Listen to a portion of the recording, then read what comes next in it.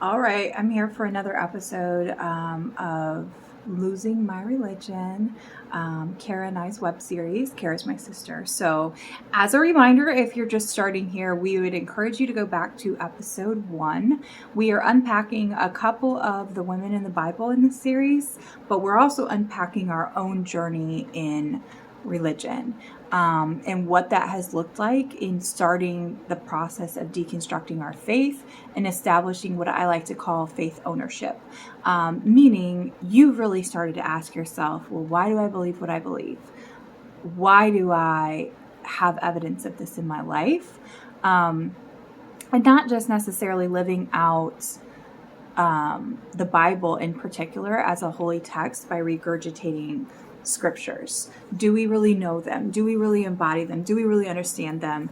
Are we having consistent conversations with our circles of friends and family and seeking to know and grow in respect to who God is, who the character of the Christ is, all these different aspects, right? And for so many of us who grew up in churches and perhaps still attend church, sometimes that gets lost in the midst of opportunities to volunteer or be involved in Bible studies and just a lot of different things, right? Instead of really getting alone, being in a quiet space, studying the Bible, studying other holy texts, studying and praying and listening, and then asking hard questions, right? Because things that I may have believed 10 years ago, or certain thoughts I might have had 10 years ago about the Bible or church or different key issues that we all encounter in our lives, I might not have the same beliefs because as you learn and you grow and you evolve, to my core, I know who God is. I know who Christ is in my life. But we don't just become masters of living out the Bible, living out God's purpose for our life by picking it up on Sunday mornings or by reading one Bible verse, right?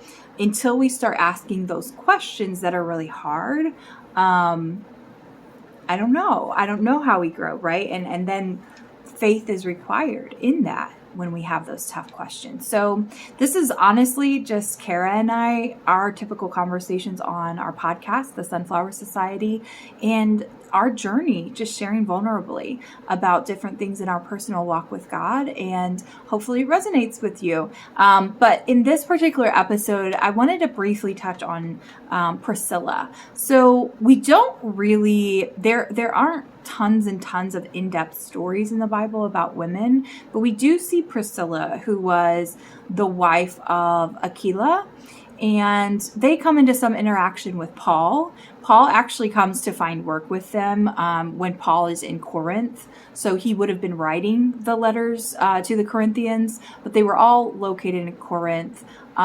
This is in mainly Acts chapter 18, if you want to dive more into kind of these events that happen, and there's not tons said, so like we don't really know. At least in my studying, I really haven't found evidence that Priscilla was necessarily a mother, but we do know for certain her and Aquila, her husband, were very much viewed as like a whole package, right? So they were seen as a pair.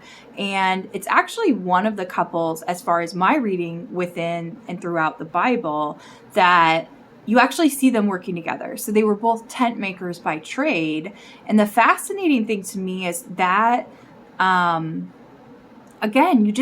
you don't really read many stories where the husband and wife seemingly appear to have a pretty equal portion of each other's relationship. Not only that, they actually work together.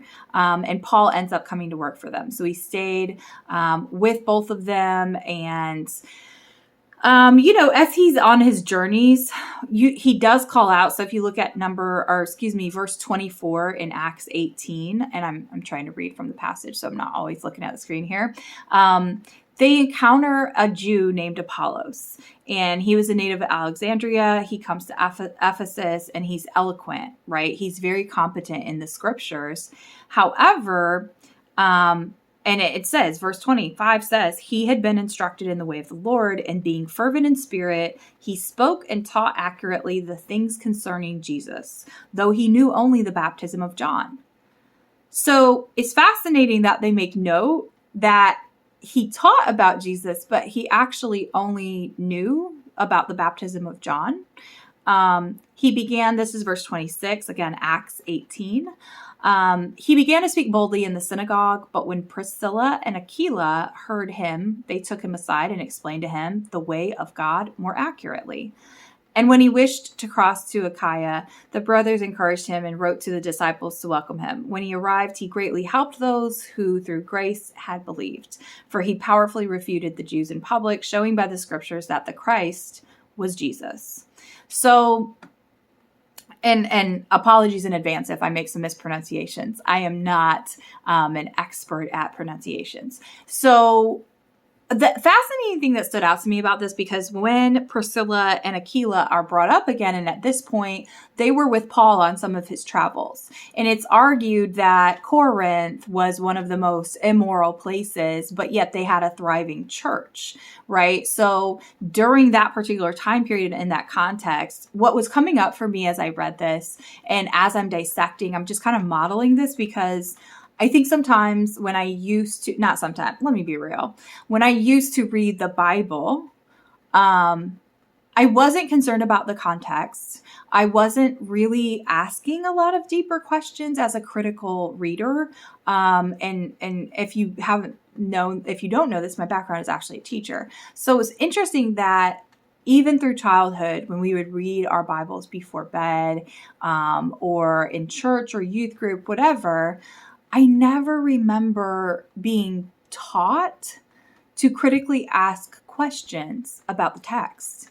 And then I would go on to be a literacy coach and a principal, right? And literacy was like my jam as a teacher. It still is, as far as even working with schools. So I know how to look at text critically, but what had been ingrained in me, you hear what I'm saying? Even as a 20, 30 something, going to church, when I think back to being actively involved in numerous churches, even into my early 30s, even though I knew all these things instructionally, like, yes, great readers ask critical questions of a text, I never did that with the Bible.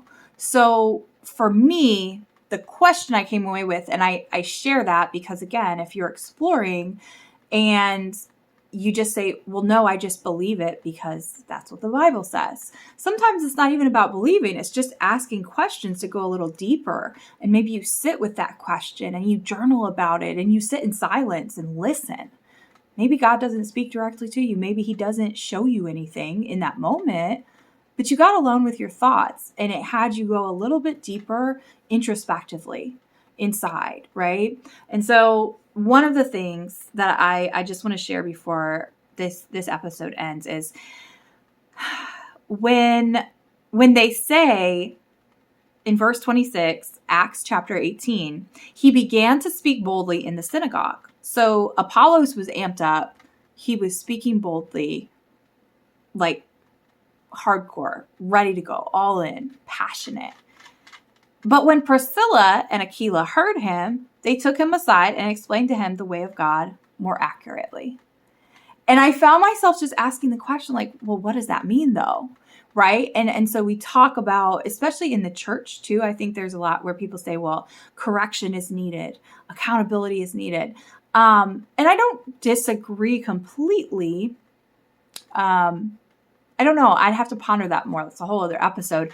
But it just was striking to me because I thought there was nothing else said about that. And it says, and explain to him the way of God more accurately. So what did they explain? And what wasn't Apollo saying? And were they regulating him? So I don't know. I'm left with still asking questions. So hopefully you take advantage of me modeling this, and maybe you can do the same thing with yourself. So still learning about Priscilla. I know that there's more that can be explored. But one of the biggest things that I took away is for real, she's one of the few women in the Bible who's really portrayed as like she's in this equal partnership with her husband Aquila, and then they pick up and they start ministering with Paul after he comes to work for them, because by trade they were both tent makers together. So that's it for this episode of Losing My Religion. Thanks. Let us know in the comments what other things you want to hear about, what questions you have, and we'll catch you later.